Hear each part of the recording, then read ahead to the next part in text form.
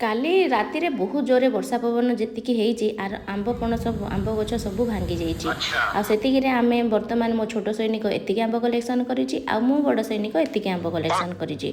आंब बहुत सारा घरे गदा हेइ गला पणस बेल सब झड़ी गला आ व्यापक क्षयक्षति आज हेइची आम घरे आ सेति पई जे जोतक पणस आंब बेल पड़ीथिला सब आनिकी रहले किंतु कालिदास वर्तमान लाइन नथिबारु फ्रिज को बेंचना रे बेंचिकी ठंडा करूथबार मु देखिया को पाइली।